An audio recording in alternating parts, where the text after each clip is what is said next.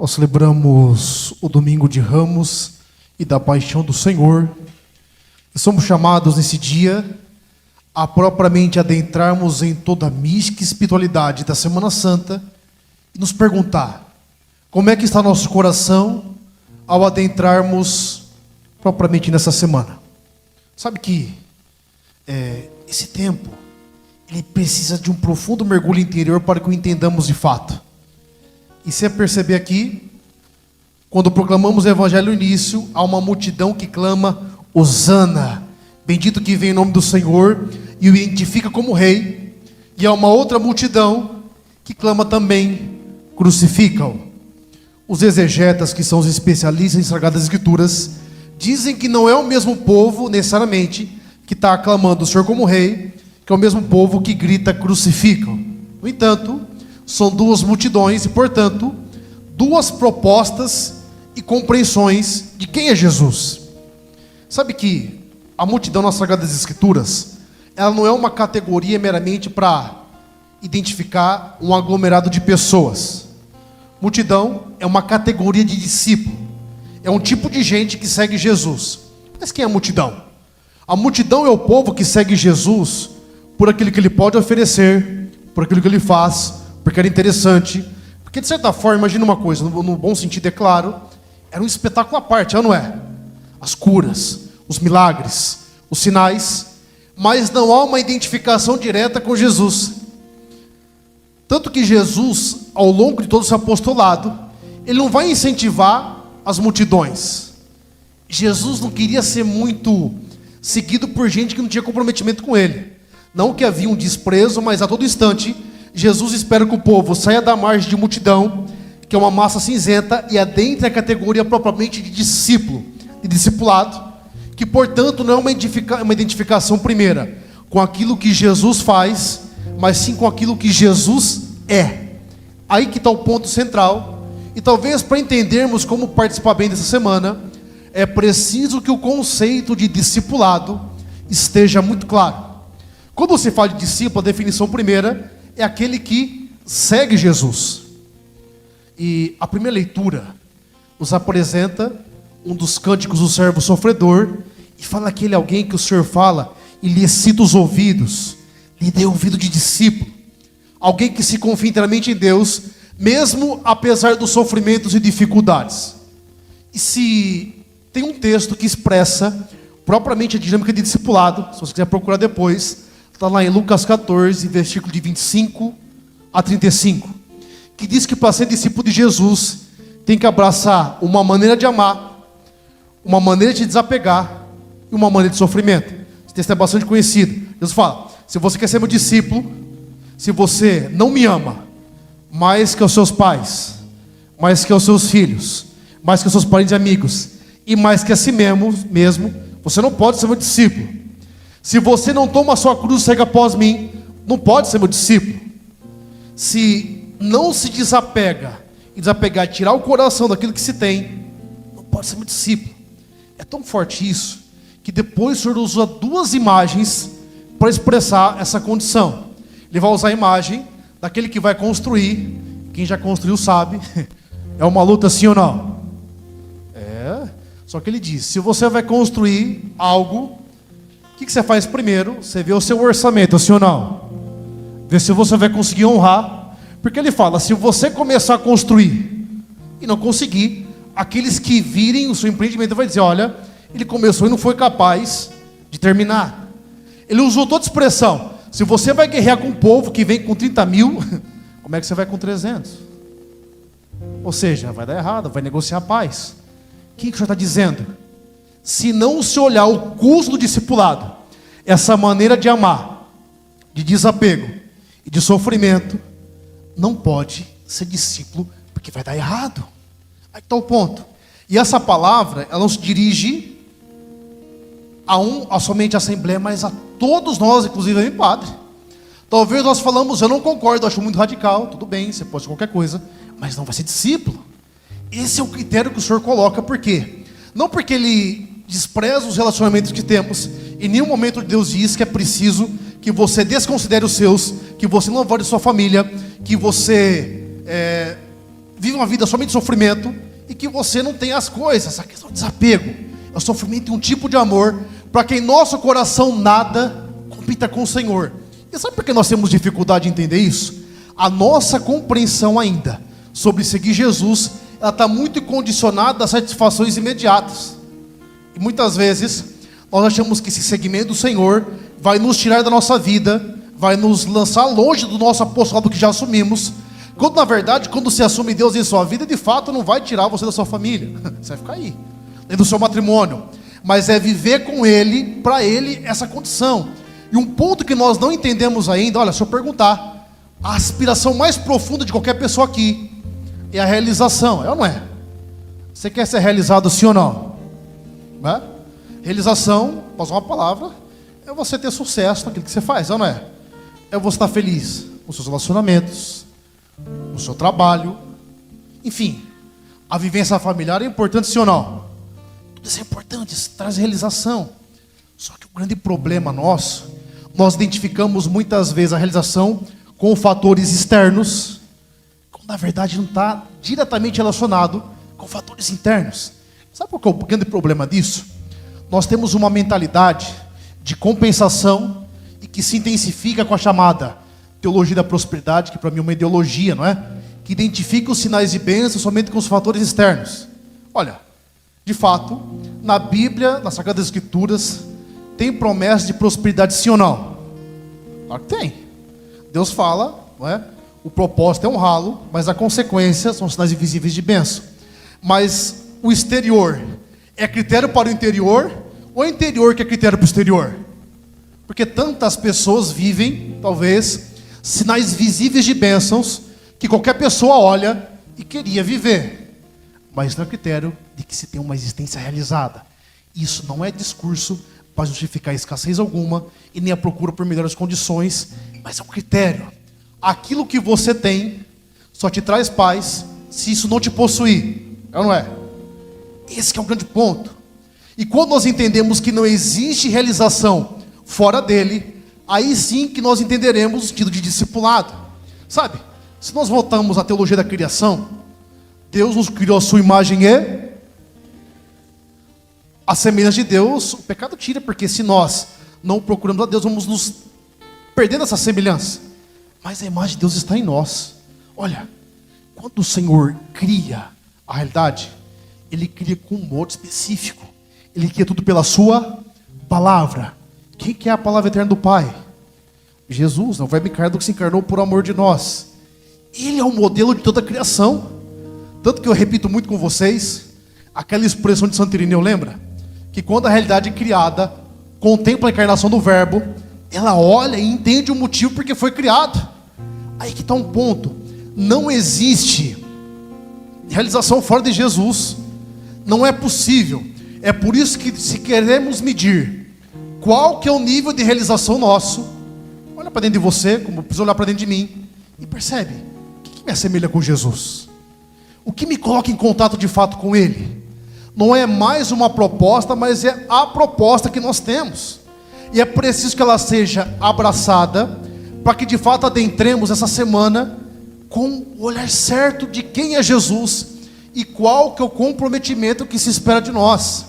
Sabe que é um grande desafio, todas as vezes na Semana Santa, conseguir expressar, né? Se bem que uma certa vez eu ouvi que as palavras mais escondem que revelam, não é? Jamais você consegue expressar a maior experiência que você teve. A nossa compreensão ainda sobre seguir Jesus, ela está muito condicionada a satisfações imediatas. E muitas vezes nós achamos que esse seguimento do Senhor vai nos tirar da nossa vida, vai nos lançar longe do nosso apostolado que já assumimos, quando na verdade, quando você assume Deus em sua vida, de fato não vai tirar você da sua família, você vai ficar aí, dentro do seu matrimônio, mas é viver com Ele, para Ele, essa condição. E um ponto que nós não entendemos ainda, olha, se eu perguntar, a aspiração mais profunda de qualquer pessoa aqui é a realização, é ou não é? Você quer ser realizado sim ou não? Né? Realização, posso usar uma palavra, é você ter sucesso naquilo que você faz, é ou não é? É você estar feliz nos seus relacionamentos, no seu trabalho, enfim, a vivência familiar é importante sim ou não? tudo isso é importante, isso traz realização. Só que o grande problema nosso, nós identificamos muitas vezes a realização com fatores externos, quando na verdade não está diretamente relacionado com fatores internos. Sabe qual que é o grande problema disso? Nós temos uma mentalidade de compensação e que se intensifica com a chamada teologia da prosperidade, que para mim é uma ideologia, não é? Que identifica os sinais de bênção somente com os fatores externos. Olha, de fato, na Bíblia, nas Sagradas Escrituras, tem promessa de prosperidade, sim ou não? Claro que tem. Deus fala, não é? O propósito é honrá-lo, mas a consequência são sinais invisíveis de bênção. Mas o exterior é critério para o interior, ou é o interior que é critério para o exterior? Porque tantas pessoas vivem, talvez, sinais visíveis de bênçãos, que qualquer pessoa olha e queria viver. Mas não é critério de que se tem uma existência realizada. Isso não é discurso para justificar escassez alguma e nem a procura por melhores condições, mas é um critério. Aquilo que você tem só te traz paz se isso não te possuir. É ou não é? Esse que é o grande ponto. E quando nós entendemos que não existe realização fora dele, aí sim que nós entenderemos o sentido de discipulado. Sabe? Se nós voltamos à teologia da criação, Deus nos criou a sua imagem e a semelhança de Deus, o pecado tira, porque se nós não procuramos a Deus, vamos nos perdendo essa semelhança. Mas a imagem de Deus está em nós. Olha, quando o Senhor cria a realidade, Ele cria com um modo específico. Ele cria tudo pela sua palavra. Quem que é a palavra eterna do Pai? Jesus, não vai me encarnar do que se encarnou por amor de nós. Ele é o modelo de toda a criação. Tanto que eu repito muito com vocês, aquela expressão de Santo Irineu, lembra? Que quando a realidade é criada, contempla a encarnação do Verbo, ela olha e entende o motivo porque foi criado. Aí que está um ponto. Não existe realização fora de Jesus. Não é possível. É por isso que, se queremos medir qual que é o nível de realização nosso, olha para dentro de você, como precisa olhar para dentro de mim, e percebe, o que me assemelha com Jesus? O que me coloca em contato de fato com Ele? Não é mais uma proposta, mas é a proposta que nós temos. E é preciso que ela seja abraçada, para que de fato adentremos essa semana com o olhar certo de quem é Jesus e qual que é o comprometimento que se espera de nós. Todas as vezes, na Semana Santa, consegui expressar, né, se bem que uma certa vez ouvi que as palavras mais escondem que revelam, não é? Jamais você consegue expressar a maior experiência que você teve. Eu sempre uso, né? Agora abençoava uma mãe que está prestes, né, a nascer uma criança aí. E a experiência humana forte da paternidade, da maternidade, marca ou não a vida, sim ou não? Você consegue explicar o que você sentiu em palavras, com perfeição? Parece que você fala e nada é capaz, não é, de expressar esse todo. É a mesma experiência que fazemos quando olhamos a narrativa da paixão. Para pensar o absurdo disso, no bom sentido. Deus, que envia seu próprio filho para morrer por mim e por você, sem mérito algum. A grande questão é que muitas vezes nós temos esse conceito claro, mas não desce para o nosso coração. É o grandioso demais. Esse é propriamente o ponto central de todas as coisas. E é preciso que mergulhemos propriamente nesse dia, nesse momento. E perceba uma coisa. Quando você olha todo o sofrimento de Jesus, tudo que Ele passou, existe um versículo que num primeiro momento gera uma confusão para nós, não é? Jesus que olha no alto do sofrimento, presa a morrer, e dá aquele grito de desespero. Eli, Eli, lama sabachthani. Meu Deus, por que me abandonaste? Em nenhum momento o Senhor abandonou seu filho. Não é possível isso. Teologicamente falando, não é possível que uma das pessoas da Santíssima Trindade se separe uma das outras. Isso é impossível. Mas qual que é a experiência que o Senhor faz? Do abandono e do distanciamento, que é consequência não do pecado dele, porque ele não cometeu pecado nenhum, mas do pecado que todos cometemos, por definição, esse distanciamento do Senhor. E sabe o que é interessante de tudo isso? Quando olhamos esse gesto do Senhor, que expressa isso, mas vai até o final. Lembra do domingo passado? Lembra? Que ele falava da sua glorificação, e ele usava aquela expressão: eu me sinto agoniado, mas o que eu farei? Pai, livra-me dessa hora. Mas foi precisamente para isso que eu vim, Pai, glorifica o teu filho. E tem aquela resposta de Deus. Ou seja, o sentimento de angústia não condiciona o sentimento de Jesus, a ação dele, mas pela fé, pelo princípio do propósito, ele vai até o final.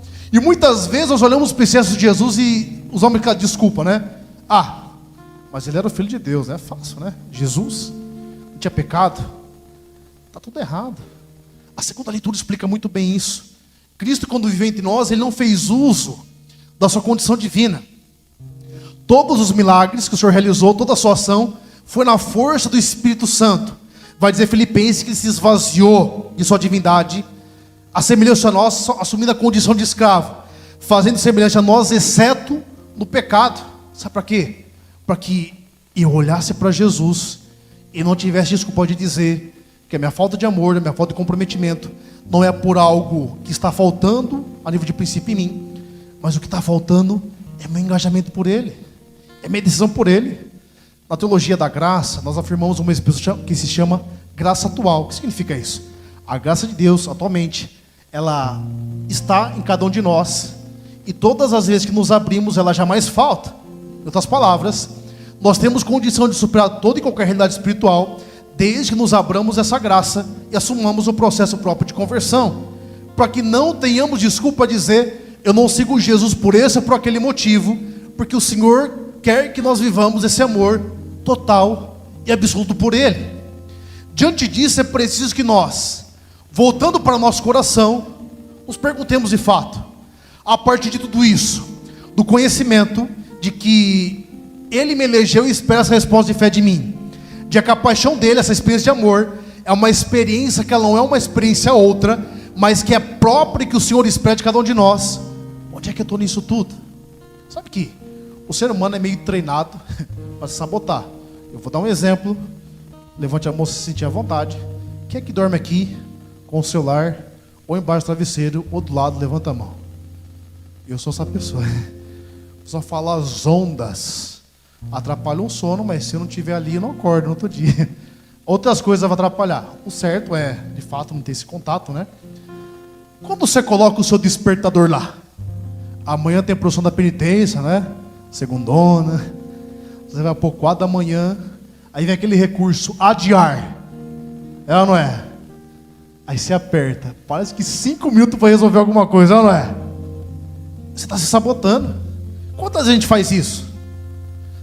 É um exemplo simples, mas a gente vai sabotando em tudo.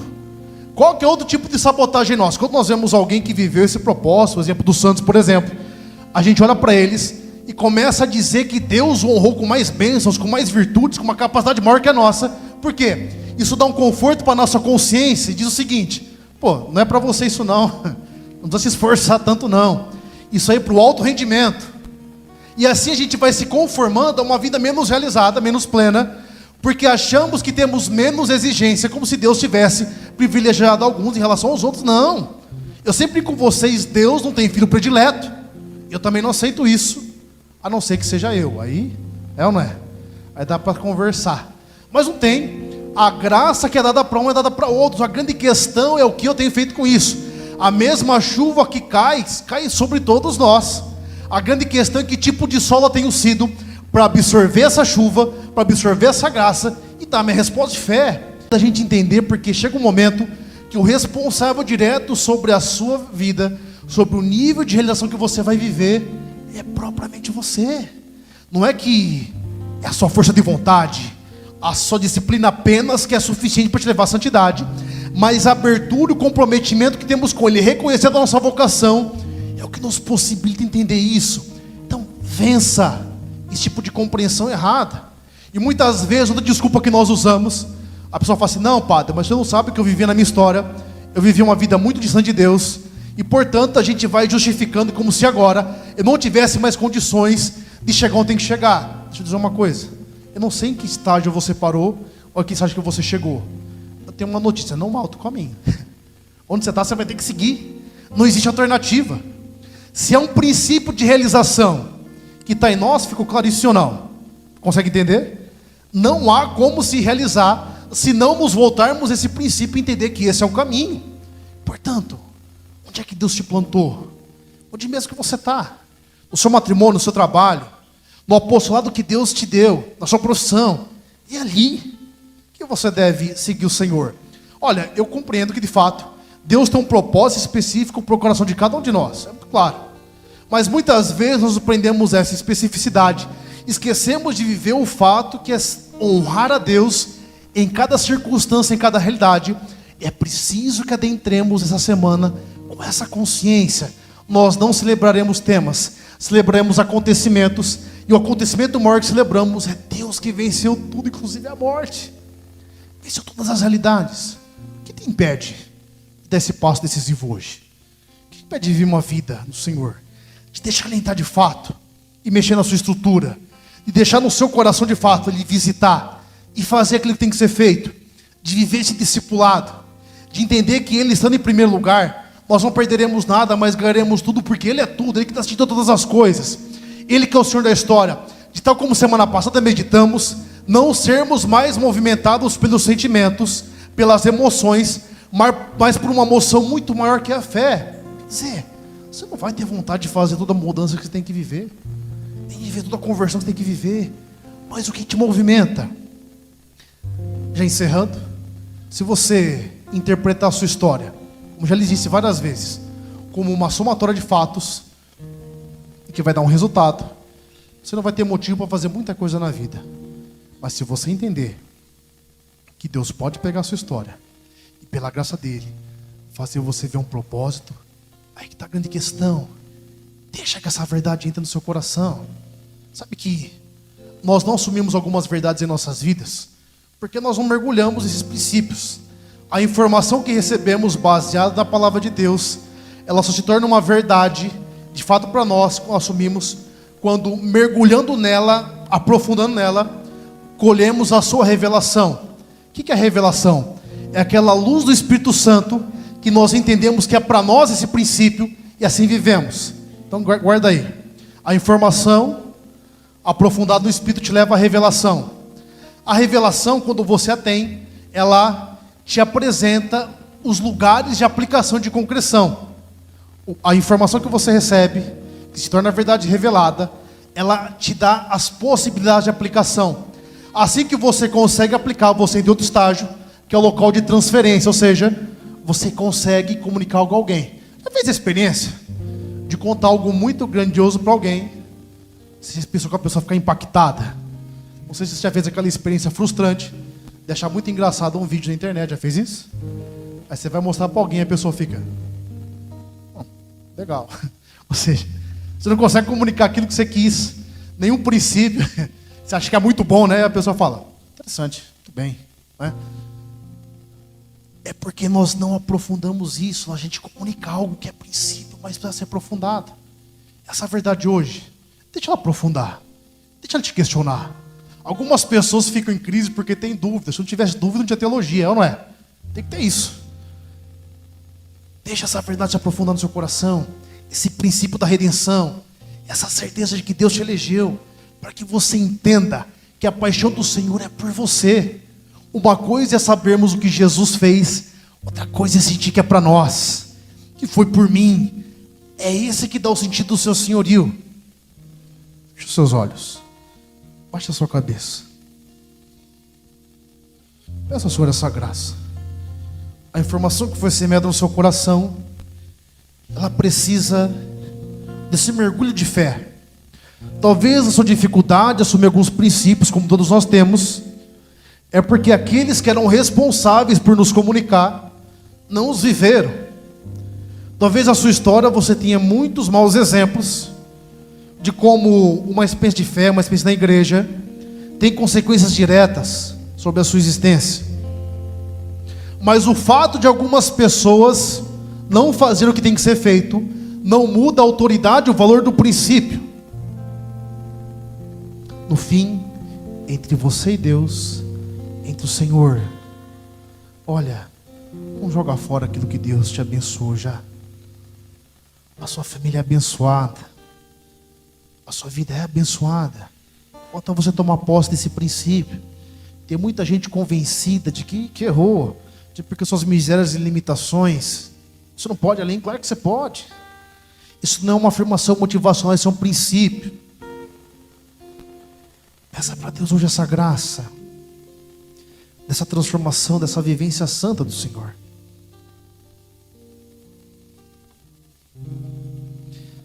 Deixa que essa verdade caia no seu coração. Entra com Jesus em Jerusalém. Pede a sua salvação, Hosana.